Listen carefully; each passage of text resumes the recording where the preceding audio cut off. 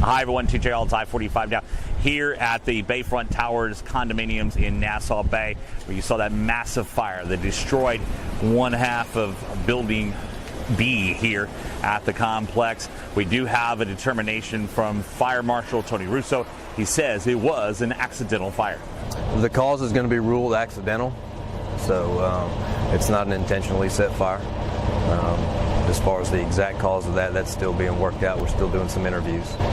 So, but it was an accidentally set fire. So, any indication of what unit it started in, Tony? It started in 302. So, and it was on what would be considered the top floor, which is the 4th floor, even though it's 302. But it did start on the balcony of 302, the exterior balcony. Was it like a fire pit left going or something like that? We're still looking into all that. Yeah. Still looking into all that, so but still, as of right now, no reports of any injuries, so we're real confident on that. And the fire trucks are just leaving, and the heavy equipment is going to be leaving here in a few minutes, and then the entire property will be turned back over to the property owners.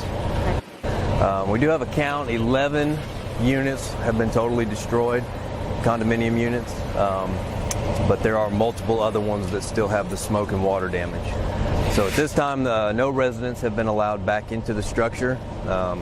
We have requested from the property owner that they get a structural engineer out to the site to determine the stability of the structure and whether we can allow people actually to go back in and retrieve belongings.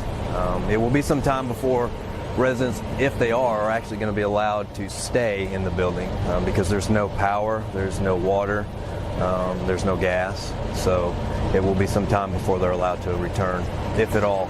Like a lot of that is going to be based off of the structural stability of the building to be determined.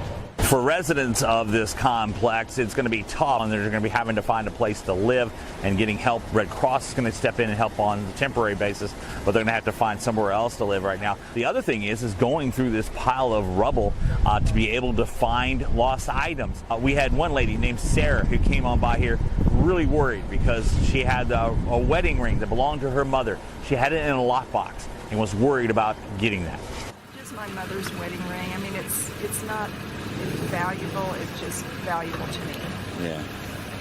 Is there anything you need right now that I can? Oh, try everything.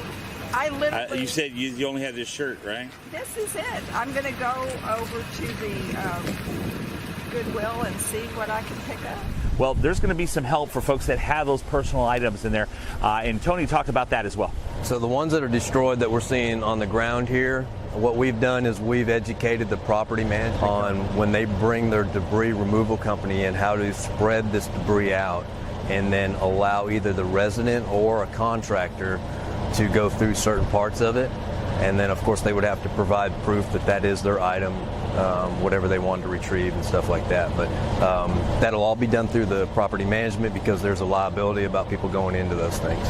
You know, there was a fire in another building here about 25 years ago or so. One of those residents that had his unit destroyed then had actually moved over here. We talked with him, and he also was asking in favor of the firefighters who went into his unit, which was not burned in this fire, to help him out because he had medicines inside. Well, I have some medications because I've got some health issues ongoing right now, and so they were gracious enough to go up there and get my prepared pill thing so I can continue that medication. Were you home at the time the fire broke out? Yes, matter of fact, I had some friends over and we were playing bridge. What was that experience like though when you started hearing or seeing fire? Well, I told my friends to get out, and my neighbor, were banging on doors, and then I immediately grabbed her, and then I went down, and I have 2 vehicles, so I grabbed my truck and got it out, and then tried to go back and get the other vehicle, but by that time the firemen had closed everything off. Well, and people don't want me to stay with them, I think, because they're scared the place is going to burn down. But I lived in building I lived in building A when it burnt down. The only kind of redeeming factor there was I was renting there. I actually moved into an apartment, and then a friend of mine had this unit, There we go. You're a lifesaver, gentlemen. See you, sir. Hey, can I send a 6-pack of beer or something over to the firehouse? We're square, man. No, thanks, Steve. Well, Hey, take it easy. Safe out there. Good all job, right, guys. thank you. Well, you're good. You got your stuff back. Yeah, this will help.